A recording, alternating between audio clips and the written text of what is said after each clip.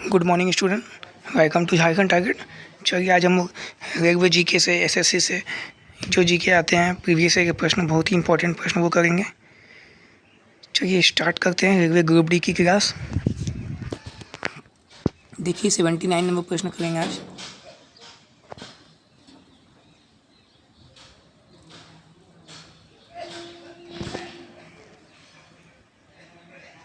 देखिए 79 प्रश्न क्या है, किस राष्ट्रीय मार्ग की लंबाई सर्वाधिक है? तो NH7 की जो कि वाराणसी से कन्याकुमारी है 2369 किलोमीटर सर्वाधिक लंबाई है इसका राष्ट्रीय मार्ग की। अगला 80 नंबर, टारस जल संधि की दो देशों को अलग करती है, ऑस्ट्रेलिया और पापुआ न्यू गिनी को।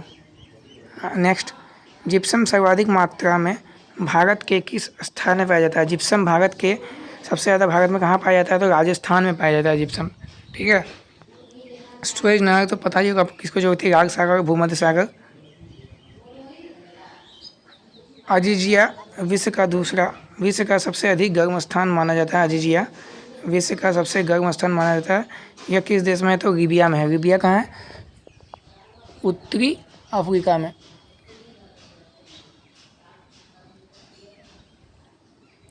उत्तरी अफ्रीका में है लीबिया। विश्व का सबसे ऊंचा जलप्रपात किस देश में है? विश्व का सबसे ऊंचा जलप्रपात किस देश में? वेनेजुएला, दक्षिण अफ्रीका में।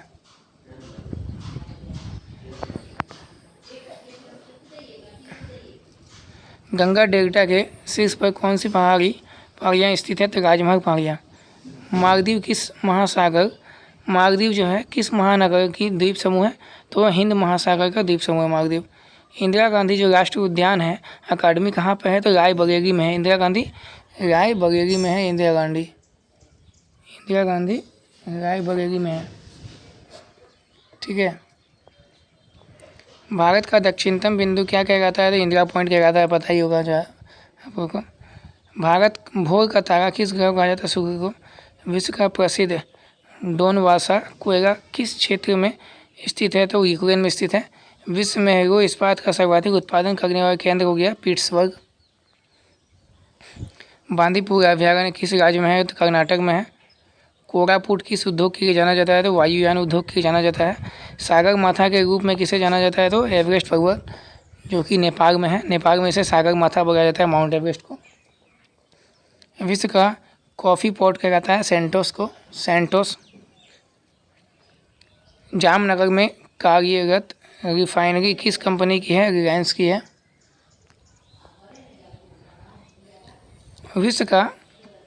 विश्व वन दिवस किस दिन मनाया जाता है? तो 21 मार्च को।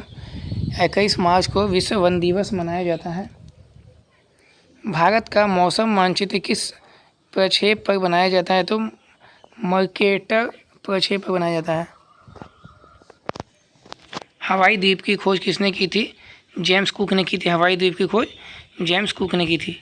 भारत में किस स्थान पर कॉफ़ी तथा चाय दोनों की खेती की जाती है? तो नीलगिरी की पहाड़ियों पर कॉफ़ी और चाय दोनों की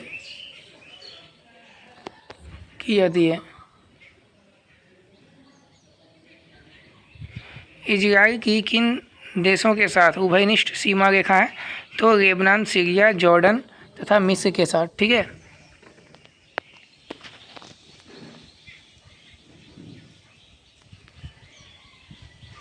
भारत का सबसे बड़ा जनजातीय समूह कौन सा है? तो गोंड है। भारत में मशमीना ऊन किससे प्राप्त होती है? तो बकरी से प्राप्त होती है। चलिए आगे देखते हैं।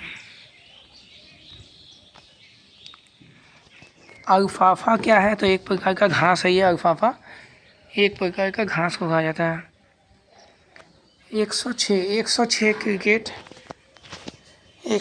क्रिकेट खेल के लिए चर्चित शाहजहां किस देश में है? तो संयुक्त अरब अमीरात में है, UAE।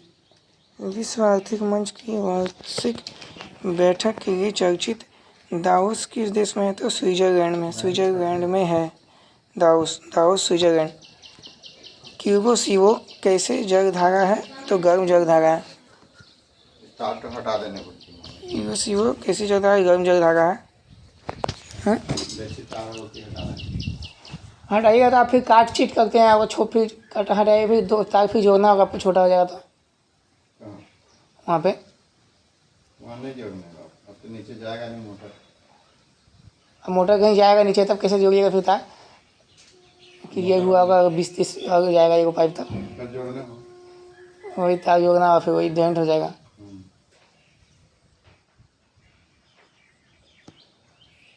उससे क्या मतलब बड़ा है तो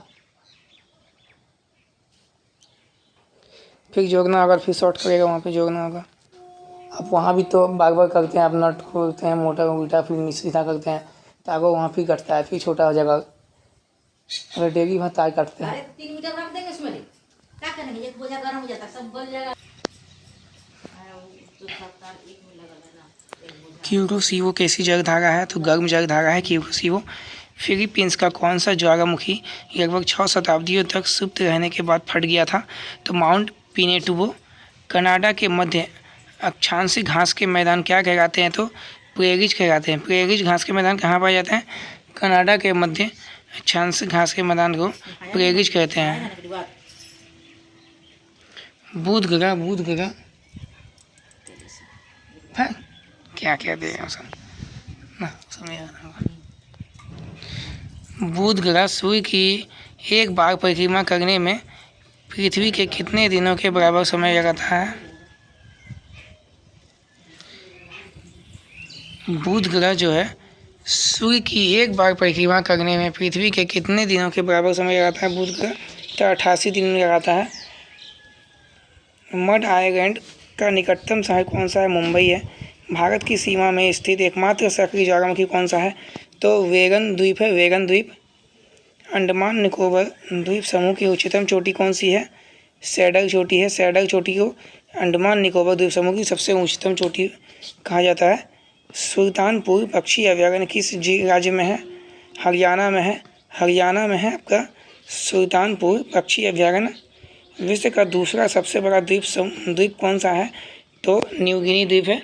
न्यूगिनी द्वीप है विश्व का सबसे दूसरा द्वीप। ठीक है, आगे देखिए, एशिया महाद्वीप की सबसे लंबी नदी कौन सी है, तो यांगजी नदी है।